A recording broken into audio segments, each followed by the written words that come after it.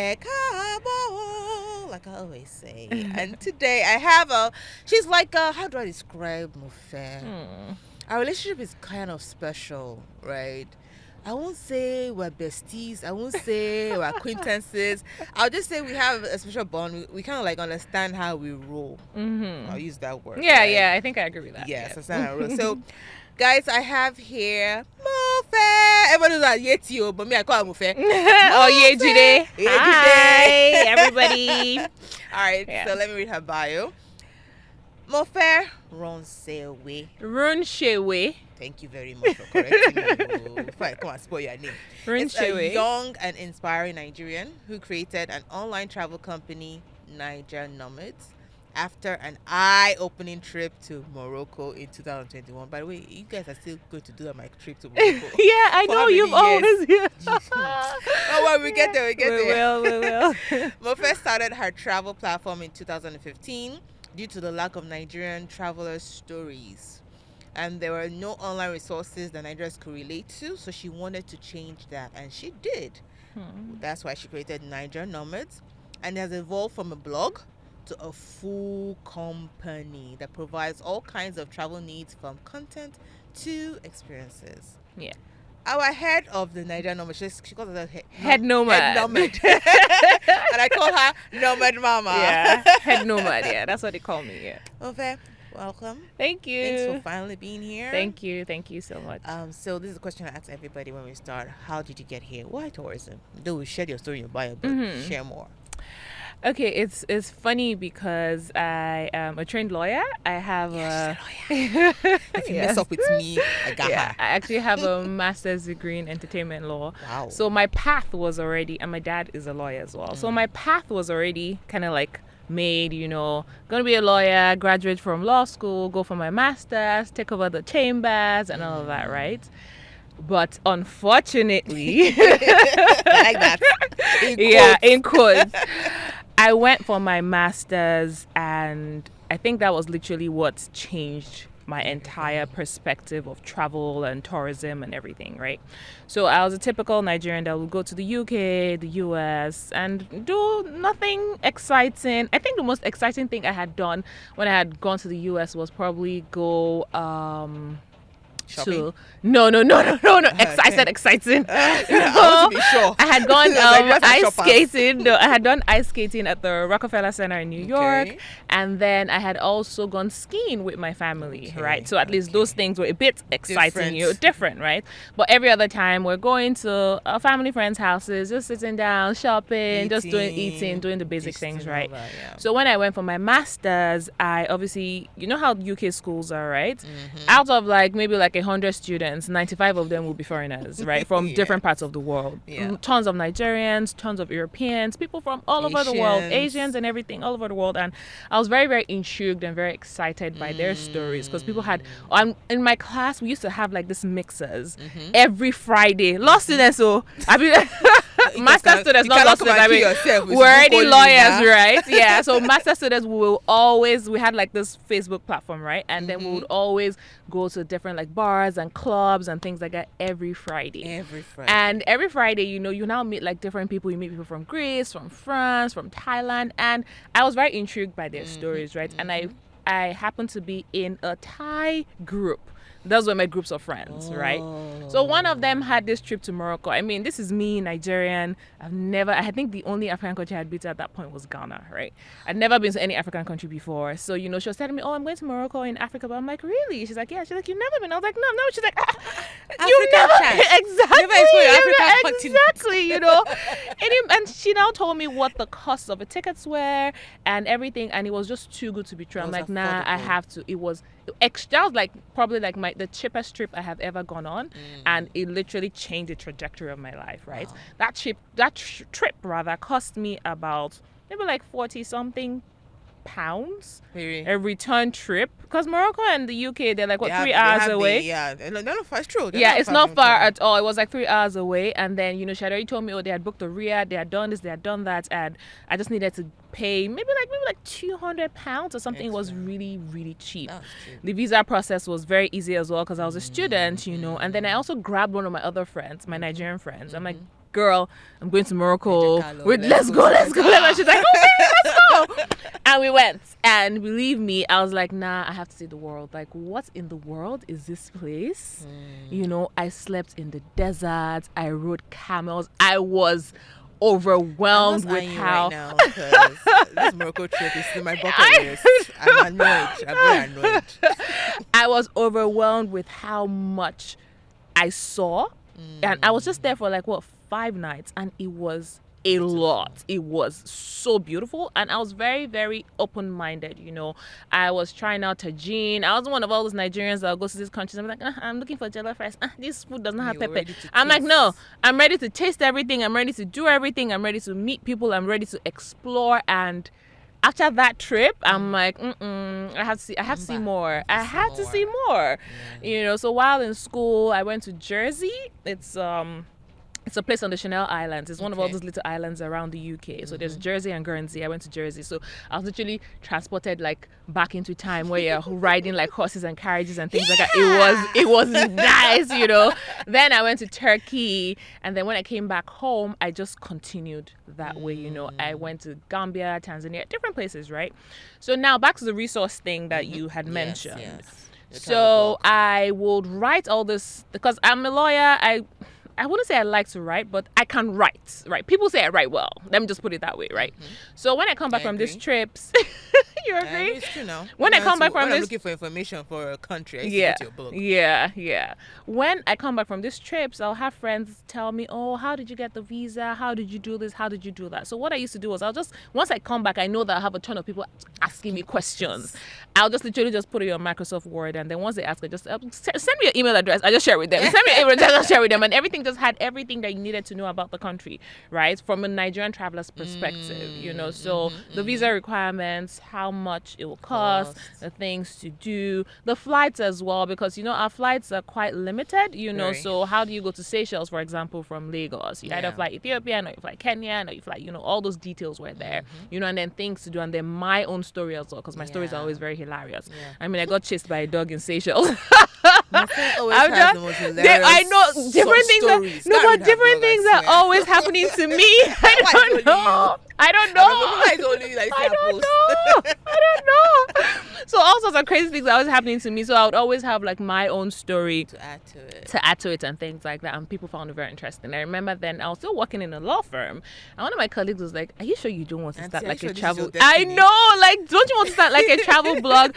There are no travel blogs out there that give this information from a Nigerian perspective, you know. All you would see is Let's say a Nigerian and African perspective. Yeah, that is true. Yeah, so it's on both ways. Exactly. Most people, I know a lot of people that anytime they ask for something and you're in Nigeria, say just go to Naija Nomads. Yeah, to find information there. That's Nigerians. Yeah, that is true. Yeah, so a Nigerian and African perspective, there wasn't really anything out there. I'm very honest with you, because I searched, and all I will see is maybe Condé Nast, all those fancy blogs or exactly websites, you know, and I couldn't really relate to their stories, you know. So I'm just like, look, you know what, I'm just going to start, and that's literally how I started. If you don't mind, let me cut you in there. So I wanted to be a travel blogger too, right? But I actually signed up for a course with Nomadic Maths. I signed. That is first course where it was, if you buy it, you get it for free, like lifetime access. I paid for it, but by the time I was going through his courses, you couldn't relate? I couldn't relate. Yeah. So the only thing I was able to do was build my website, know how to do social media. But the other things were not there, like, okay, how to work with tourism boards, how you as a, well, it was always like a Igbo person, a white person. Their perspective is different. So at the point I was like, I have to be the one traveling, because even though this guy is teaching me these things, it does just not relate with what I'm doing as an African. And there are also these Nigerian nuances as well that only us can relate to. I'm sorry. Only us can relate to. Even among the white people, there's some things that they can relate to. That we can't relate to. We Africans, we are special people. We are. We really are. We really are. And then even the way we traveled is even different as well. So in as much as I say I'm a very adventurous person, there's some things that I'm just going to be like, I don't understand. Why am I spending $500? No, I will not do that.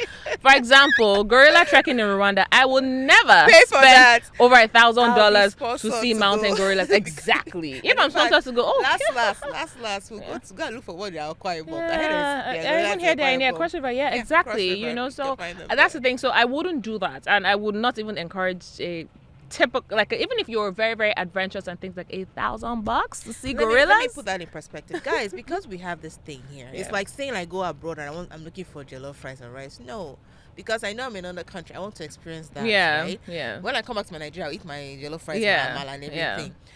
It's the same thing. We have these things here, so why would we want to pay for Yeah, it? To go and exactly, experience it? That's just exactly. honest That's truth. yeah. Someone that doesn't live in Africa or continent will be like, we don't have these things now because I actually want to go and see. Yeah. It's like going to Australia and not seeing kangaroo. Yeah, exactly. Why would an would- Australian pay to go and see a kangaroo? Fair enough. Ikonu. Fair Why? enough. Yeah, fair enough. Yeah. So how did Naija Nomads come in? So that's how we came in, right? So I started to, so a colleague of mine at work was like, "Are you sure you don't want to put this thing in a blog, blah, blah, blah?" And then, I started to research. There was nothing there, right? So I remember then I had like this family group. I was telling my siblings, I was like, "Oh, started traveling, so guys, I want to start off a blog, blah, blah, blah." And then my brother, Babsi, shout out to you. He's Go, bro. very creative, right? He's very good with names and things like that. So he started to play around with names and all that. And then he actually coined the name Naija Nomads. Thanks, bro. Thanks, bro. And he actually built our first website for us and things like that. Yeah, so he's Then your beautiful logo, the old Yeah. logo and new logo, Yeah. they still look alike. Yeah, Someone it's who- evolved, if yeah. we OGs. No, they did, but there's that. How did that foot thing come in? the foot thing was. I'm trying to think, right? I 'Cause think it was my it. brother Even- as even well. at Jalan, and when I put that, I always put that foot. Thing. I Yeah. always remember you. Yeah. It's literally from the name nomads, right? Yeah. Nomads Waka are waka. people that just Move walk around, around. they roam around, and they are not stopping, So that's literally where the footprint came from. It was footprint, also my footprint. brother as well. My brother actually did all of that, yeah. So Aw. shout out to him, right? Yeah. So that's literally how we started. So we actually started with the blog, and then we now created an Instagram page. I remember when we're trying to figure out, okay, what's the direction we're going to use the Instagram page? Okay, I don't have that many travel photos, right? Then it was just photos for Instagram, right? Okay, so Yeah. should we start to curate like photos from different travelers all over the world? Different Nigerian travelers all over the world, It was Nigerian travelers. Yeah, first. it was Nigerian travelers first. I was very specific because I wanted other Nigerians to see that you Other can do this Nigerians can do same too. thing too, You know what yeah, I mean? yeah, So yeah. that was the angle, right? And Okay. it blew. People were tagging us. We'll put up their pictures. We'll write captions there, and you find people saying, "Oh my gosh, so you can do this in this place. You can do that in this place." So people started to relate with other people's stories, and then it kind of like opened up their minds to the possibilities of your passport. Yeah. Yes, we know the passport is shit. Let's go to the green passport movement. Hey, God, I was one of your campaigners. For that I thing. know. Ew. Damn you, COVID. God bless COVID. That's all I can say right now. So Yeah. the Nigeria passport movement. Yeah. What was that all about? So it was literally like how I was saying the passport is shit and things like that, right? So what I noticed about myself is I don't like applying for visas. Visas are very stressful, right? man. Very, very stressful, right? Very. So I found myself constantly going to places that I could literally just pick up my passport and go, or the passport. The process was Visa just process was very easy easy. and not stressful. Not stressful. Maybe visa on arrival or e-visas Yeah, and things like yeah, that, right? So when I started to curate group trips, I'm like, look, what is that one thing that will not stress us as a company? Do you understand what I mean? Because imagine if you're planning a trip to France, for example, with 20 people that have signed up and only 8 of them get Which visas. usually happens. You are screwed. So I never really wanted a happens. situation where we will be screwed, Yeah. And the point of Naija Nomads is to show people the possibilities of their passports. Passport. Yeah, You know that what was I you mean? guys' aim, That yeah. was our aim. That was our thing. That was That one made you literally guys our stand company out. That ethos. one Yeah, makes you guys stand out. exactly. Yeah. So when we started the Green Passport movement, it was literally, okay, you know what, guys? I know that you're more interested in going to the US, the UK, European countries, but guess what? There's All the Rwanda. glamorous places. There's Lebanon, there's Namibia, There's Turkey. there are all those fun places that you can go to that you wouldn't be so stressed, to try to get a And as a visa. Nigerian passport holder, like, why are you going to places that they don't even want you? Go to places where they want They you. want You know what I mean? So Yeah, that's how we yeah, started, yeah. right? So without humble brag, we're probably pioneers of this whole Lebanon movement that you're seeing today. It's not that Okay, it's not humble. It's the fact. fact. It's a fact, yeah. It's a yeah, fact. A lot of people were like, Lebanon. What are they doing in Lebanon? Thank you. I remember. Then Naija Nomads came from them and now gave us content. Hey, myself, I was jealous. Like, what is this? Yes, Lebanon. Definitely us. Yeah. Morocco, I think we should. We'll probably take that credit too. Take the credit because you hear Nigerians say, "I'm going to Morocco." No, going to back Lebanon, then, going yeah. to Turkey. No, but now it's a thing now. If they go to Turkey, they're going to go and buy things, right? Yeah. But to go there as a of course, it's a thing. Yeah, it's a thing now. Now, start time the first. Like I say, humble rag. I'm begging for you people. You guys are not done my Morocco trip. That's why they call us the OGs. The OG. That's why. Now let's go to another beautiful business you have. I just loved how you coined that thing. Yeah. It started as a joke. Yeah. And now it's like your cash cow. It is. It's not your cash cow. So let's talk about Casa Nomads. Yes. So you see when they say travel opens up your eyes, it's no joke. Why do you think I'm doing this podcast? My eyes opened to the possibilities. It's no bloody joke because when you travel, you see, as in you're like, oh my gosh, this can actually happen. You know what I mean? It literally they say, oh, travel opens your eyes to the possibilities.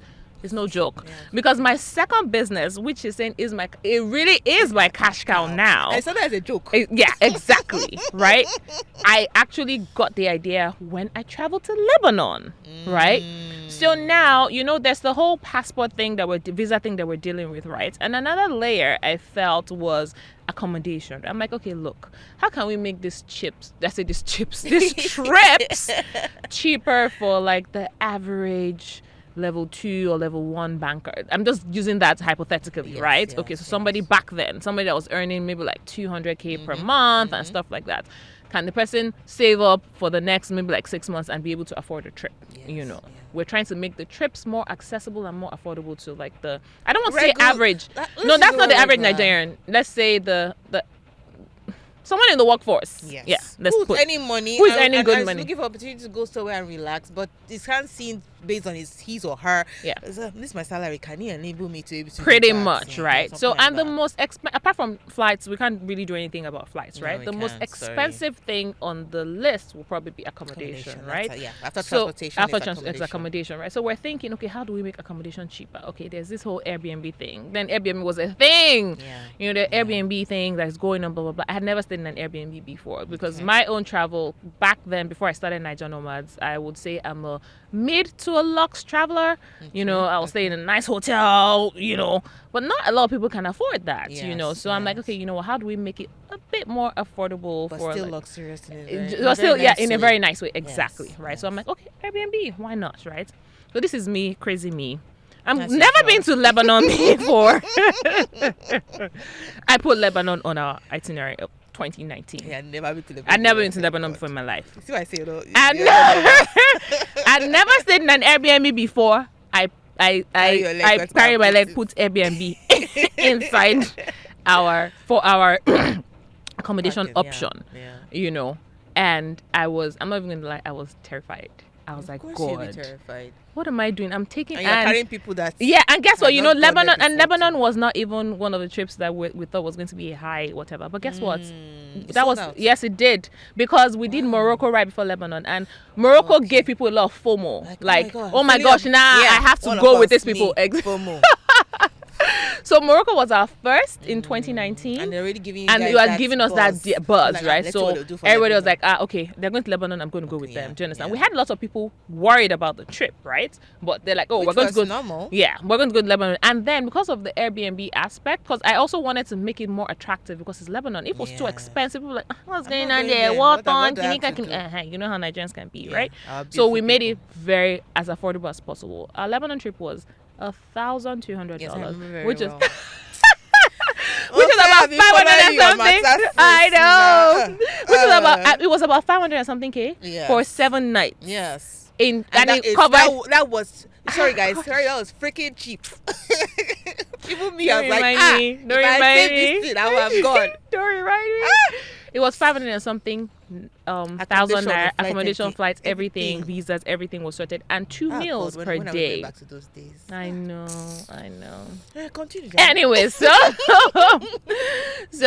we go on Airbnb. How many people were with you for this Lebanon? It was 19. We're 19. 19. Yeah, 19. Had these people ever gone on a trip with you guys? So some of them were from Morocco as well. Okay. Yeah, so they're like, we're going to the next one. You know, some of them were Morocco, but so you had built most that of them, community. People had trusted you to a point where they can say, okay, oh, you never go here before. We never do it. But we'll go. Yeah, exactly. But a lot of them, at least 90% of them, were newbies, never been, you know. So now we're on Airbnb looking for accommodation. Anyway, one of them just struck us, right? It was an upcycled, it was called Tina's Upcycled Loft or something funny. I can't remember what it was called. Well, upcycled loft, you know. So it was so different. It was really nice. They used, you know, us people that would use like I don't know what they call, like a skeleton of umbrellas for like chandeliers and things like that. They recycle things. Yeah, so they upcycle things. Yeah, that's what it's called. Yeah, really nice. That's kind of accommodation it was. And it was very creative. Very creative. It was very different, right? So the owner, Rolf. So I messaged him, I'm like, oh, we're coming, blah, blah, blah. It was a 5-bedroom, right? So 10 of us were going to stay there. However, we became 19, so he had to give us another accommodation. So we're split into like 2 different accommodations, right? So anyways, I'm sending him messages. I'm like, look, this is the situation. We're coming here for the first time, blah, blah, blah. He's like, don't worry. He got me a guide, got me this. He got me like every single thing I could ever imagine. When we got there, we'll call him. We'll be like, Rolf, please, where's the best place we can eat the best Lebanese shawarma? He will tell us. He helped us with the itinerary. So I had the itinerary, right?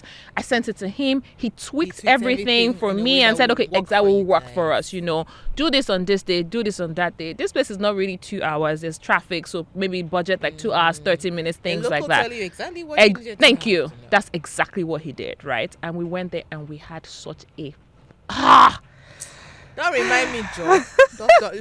Check out our highlights on the Naija Nomads page to see what we did in Lebanon. It was too fun. It was so much fun. It was more fun than Morocco, safe. Yeah, I think Lebanon was definitely more fun. No, it was definitely more fun because we had we had newspapers carry us.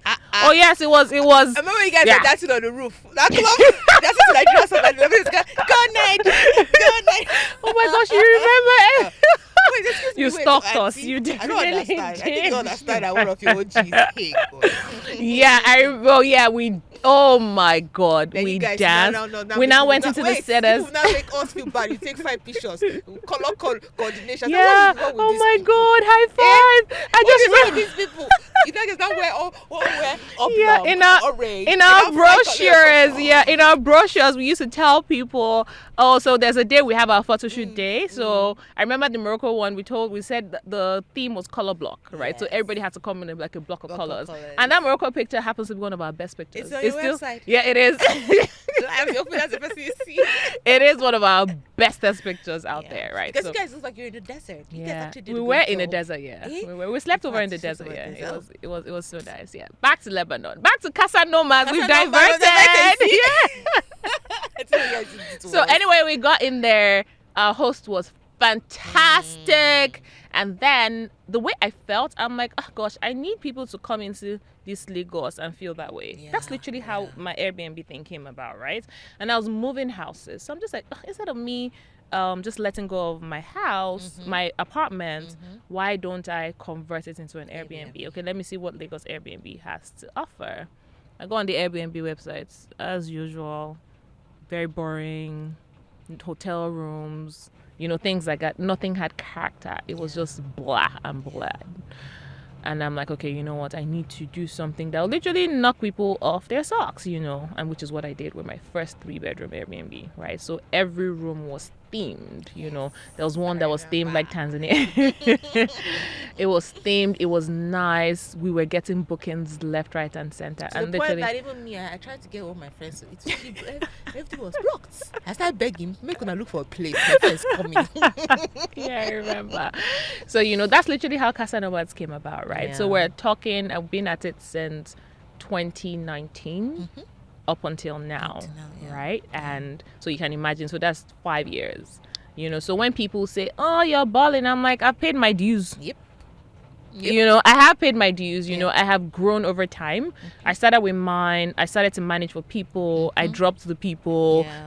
Got more apartments and things like that. So people know us for all sorts of things. Our customer delivery. We don't play, like, the one thing that I don't play with is customer service. Yeah, I don't play with my customer service. I agree. My manager knows that when a guest calls him at 3 a.m., he's literally there. Things like that. They do, like, my... Shout out to Toby. Toby. Shout out to Toby. Toby is amazing. I don't even bother calling her. No, he should. Yeah, exactly. Toby is amazing. Shout out so to him, yeah. So you have things, like I said, when people say, oh yeah, but when I give people my figures and my numbers, I don't even give people like the actual like figures. I just then people say, oh, so on the average, an apartment in Lekki Phase 1, how well does it do? I'm like, don't use me as your guide, because I've been in this game for a while.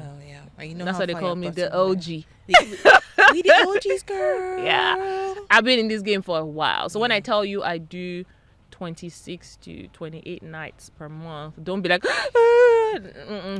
have to, by the time you guys enter, by the way, I got to sleep in an Airbnb one day because of my friend, and I was snoring. That's to show you how comfortable.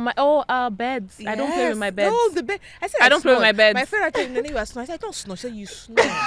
That's how comfortable the bed was. So cozy. I don't play with my bed. The bed. environment, the exterior, the decorations, they take their time to make sure that everywhere looks home away from home. Literally, that's what it is. Literally. And like I said, the customer service. So because of the way Rolf made all of us, 19 of us feel, I carried that with me and brought it home. And then I remember that when Tommy joined the team, I always used to tell him, I'm like, look, if there's anything we're going to do right, it's this customer service, right?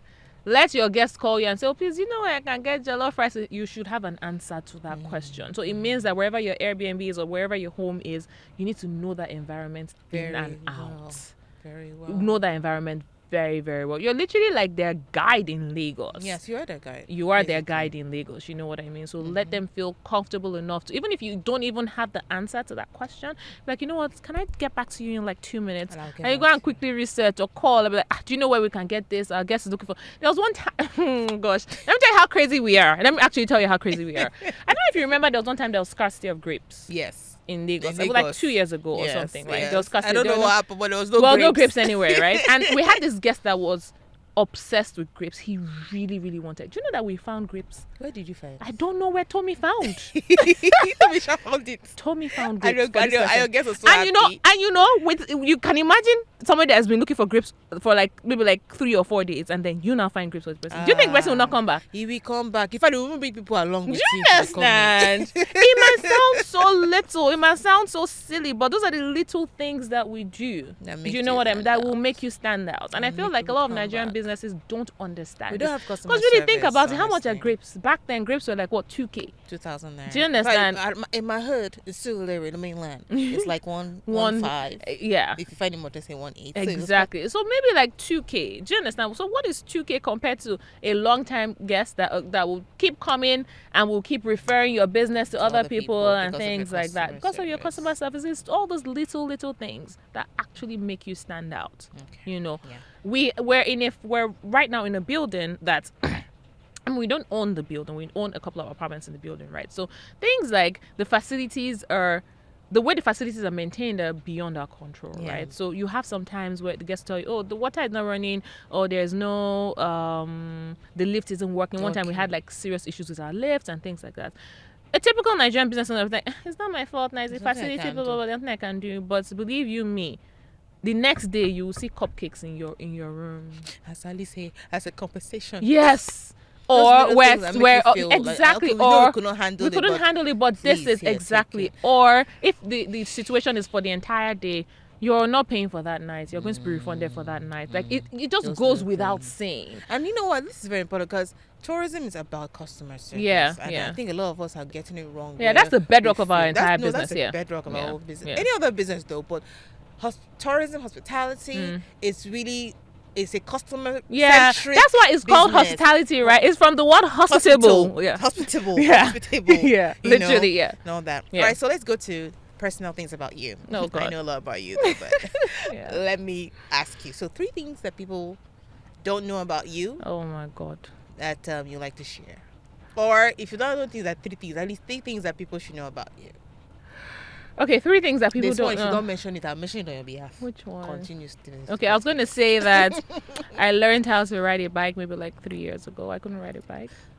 Don't worry, that's good. Me, I want to join a cycling community because I don't know how to ride a bike. As Oh, I'm okay. talking to you right now, Okay, so so you're better than me.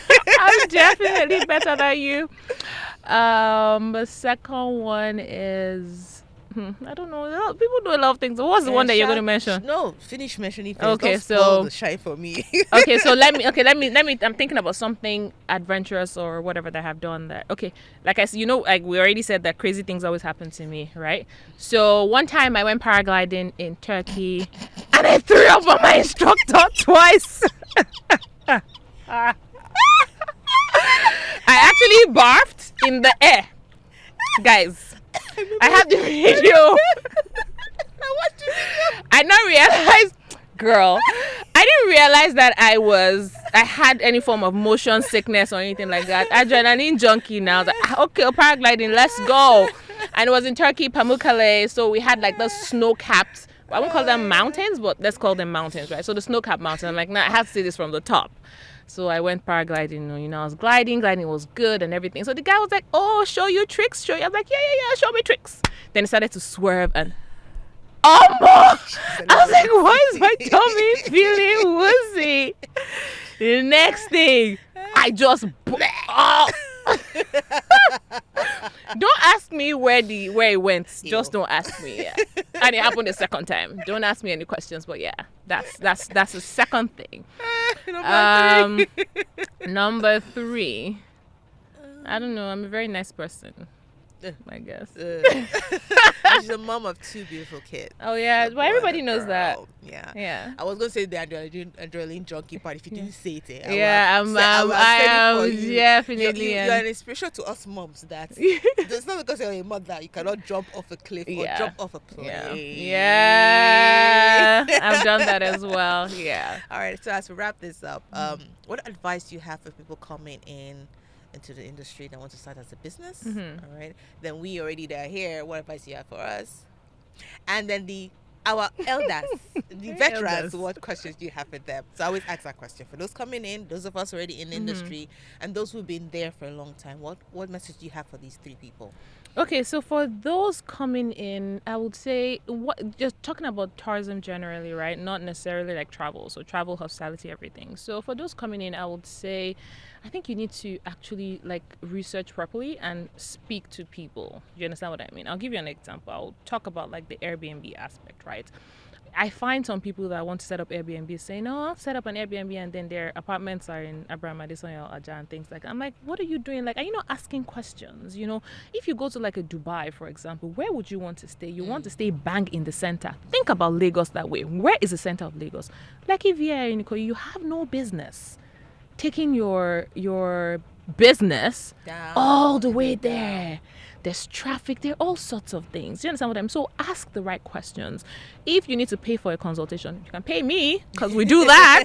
Pay for a consultation. Do you understand what I mean? You're investing exactly. Don't be afraid to invest. And then even if you can't even afford to put in that amount of money in your business and things like that, just read, research, follow platforms are already doing the same. Learn from them. Don't just jump in blindly. And believe you me, I believe that there are some people in this, maybe not everybody, but I believe there are a lot of people in the industry that it also depends on how you approach them, right? You approach them nicely. Do you understand? They will be able to give you some tips and advice and things like that. We didn't get to, how did we meet? Just online. Yeah, random. Yeah, exactly. Sorry, do you want to interview? Yeah. So you meet somebody. Yeah. And in the long run, you guys will continue. Yeah. We've known each other for all 7 years. Yeah. But I can't say we've spent time like together all the time. I know. But it's the way you communicate. It's very important. Yes. I have entered my DM. I want to. No, you don't do that. Yeah. You don't even greet.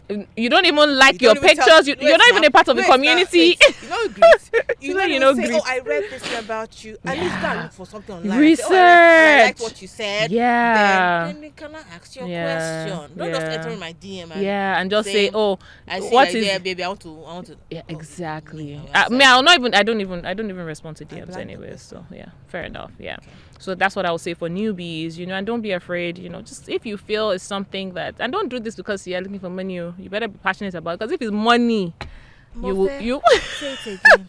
Biko, say it again. Do this because you're passionate about it, and money will come. Because if it is money, you will bounce right back out. The way you bounced in, believe me, you will bounce back. Yeah, bounce out, right? Yeah. And then I think another advice, let me just say this for them, is not everything has to be group trips, right? Because I feel like that's that's the trend. But during our time as well, it was a trend too. But then you guys have you all these have calmed down. You found out that really the group trip is not that. No, it's not. It's not that. It's not. It's right? not. You can diversify. Or you can do other things that you can say. Makes it more for me, the group trips for me was literally my marketing tool. Yes, it was. It was my marketing tool. I didn't expect to make money from it, right? So I use it to market all the other services and create that community. Yes, and it's from that community that you have people that now say, okay, you know what, my mom's turning 60. We're going to Mexico. That is where the money is at. Yeah. I remember the one you did for one university that came down. I was about to brag about that. Humble brag again. So I said, wait. I was going to say my mom's turning 60. I'm going to Mexico. Yeah. Oh, there's a bunch of 80 Stanford students that want to come into Lagos, Nigeria. Yeah. No, that is the money. I'm not even going to lie. That trip. That trip. Auntie. And then Harvard as well. We've done Harvard. Yes, I remember. It's what I always say. I know because you had built that community of people and they trusted you. Like, if I have a gift for you when we finish. Oh, nice. So the Stanford. Guess what? The Stanford trip was.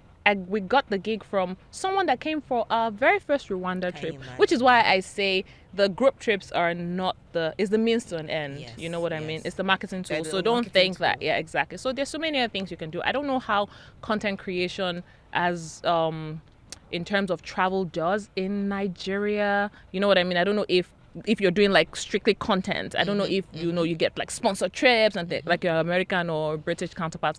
Not really. Not really. Unless maybe someone from abroad sees you and says, okay, we want to bring you. Yeah. That's why I said when I did Nigeria nomadic maths when I did these courses, you couldn't relate, because I couldn't find people doing that here. Who are willing to pay you that money for that. Because also when you think about all these businesses, right, for them they're like, they need to see a market in Nigeria for them to sponsor a content creator. And honestly, we're still going there. But by the way, guys, she's a content creator guru. Like, basically, if you want content, please come and pay her. She will create a content for you, and you'll be like, go to her page, Naija Nomads. You're going to be wowed by the content, right? I know she now has staff doing it, but when she first started, when I started, it was. I called agree. you in for content creation for my virtual summit. I said, come and teach people how to create content. The problem we're having. I remember. All right, so for us, what advice? So for us, please stop gatekeeping, guys.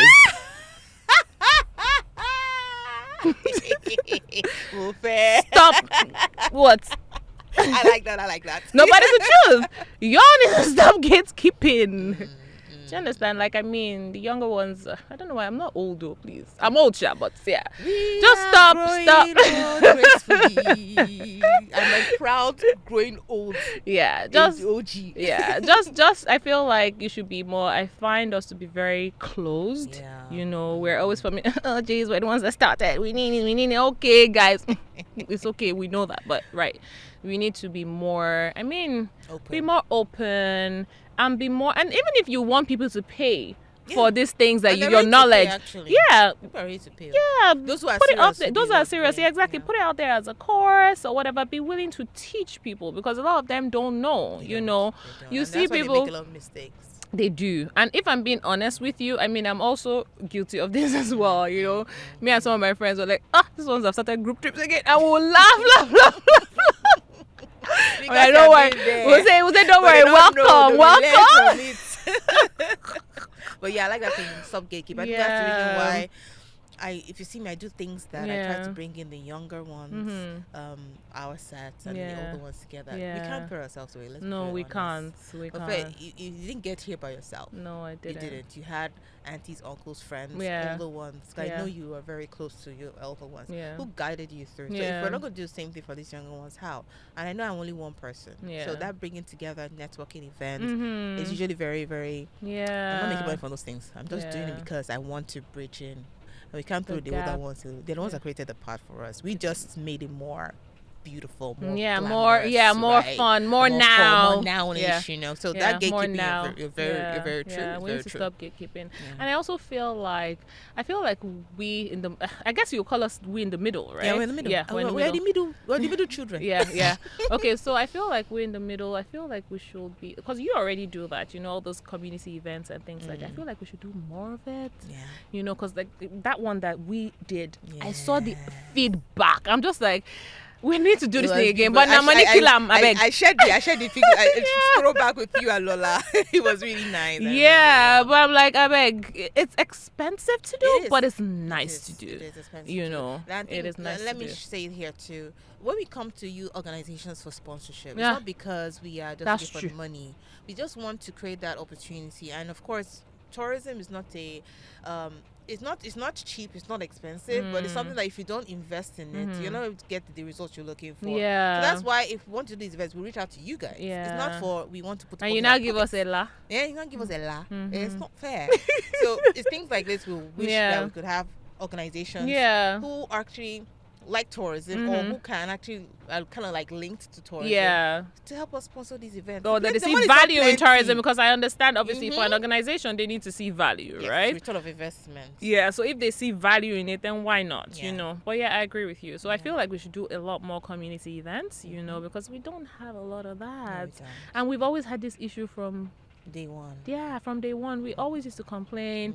And then I remember myself and maybe like a friend of mine, like, let's just do one travel meet and greet. We'll just do one and then that's the end. You guys just go and go shop. Do you understand? We need that consistency. Maybe once every quarter we know that okay, it's a travel meet and greet. Exactly. It doesn't have to be every day. It doesn't have to be, and everybody's looking forward to it. And it's well done. It's very stellar. It's So I feel that's one thing that we should also look into doing.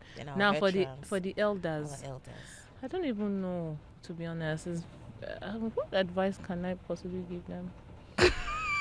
Maybe to connect with us more, because it's the same problem I talk about the gatekeeping. We have the same gatekeeping issue with the elders, and sometimes I don't blame them because it does feel that, we, especially ourselves, we're like, we know what we want to do. It's true. I feel like we're very disruptive. Let's not lie. We were very. We also. I don't think we even. Very few of them actually mingled with the elders. Yes, with the elders. We were not even. We're like beg old school. We're not even interested. We think differently. But because we started the whole Instagram thing. Now, so like social prefect now who just came and made it. It's not that she's not the first person to package tours. But she made it in a way that people were like, But she mingled though. I have to give Chiamaka that. Yeah, she definitely mingled. But I'm just telling you that when young people like this come on board and they have ideas and they want to be disruptive, it's always like seeing like, where is this one coming from? It's true. Who is this one? But I'll give it to her. Yes, she did mingle, but a lot of us did not. And I didn't. And I keep saying, you can't throw away these godparents. You can't. Even if they don't think the way we're thinking, they have experiences that we don't have yet. So you still need them, and they need us too, because as they are growing and expanding their own businesses. But don't you feel like for me personally, I feel like there's no. I don't see any avenue to meet them. I don't want to throw any organization under the bus, right? But the organization I'm talking about. When they have their meetings, I see it and I'm like, what is this? I'm sorry. I agree. It's not. There's nothing welcoming about it. It's just very old school. Very. I'm like, I cannot be caught dead here. I'm sorry. You know what I mean? So I feel like they should be okay. Yeah, my advice for the elders is maybe they should be a bit more in tune with what is going on right now. Do you know what I mean? So that if you can now encourage us and then the ones that are upcoming to be at these events, and then do you understand? Because like you're saying, you feel like maybe because they've gone ahead of us, they're more experienced and everything like that. But But they're not in tune with what's happening right now. They are not in tune with what's happening right now. There's just a disconnect, which needs a huge disconnect. Needs to be connected. Yeah, a huge disconnect. I'm saying we can't throw away the younger ones coming. We don't need to discourage them. Yeah. We ourselves need to learn to work with each other more. And then of course the older ones, even though they are obsolete, if you want to put that word, or dinosaurs. They're of course they're dinosaurs, because guess what? We too will be dinosaurs one day. Right? Oops. And we don't want these younger ones to just forget us. Oh, they don't know about this. Oh, they want them to still. But you say also need to be. You need to. But then you also need to kind of like get with the program, right? Yes, do you understand what I mean? Because like I said, I see these events, and initially when I started, I would go, but I just stopped going because I'm like, you're not seeing any. What is this? Thank you. Exactly. There's no value. Most of them are repetitive. Thank you. The same thing we're saying all the time. Okay. Mofe, let's round up. Mm-hmm. But we have given the message that we need to give. Yeah, we have. All right, guys. Thank you so much, Mofe, for being here. Thank you. Keep up the good work, girl. Let me give you a fist bump. Fist bump. All right, guys. Thank you. To the next edition. All right. Thank you. Bye.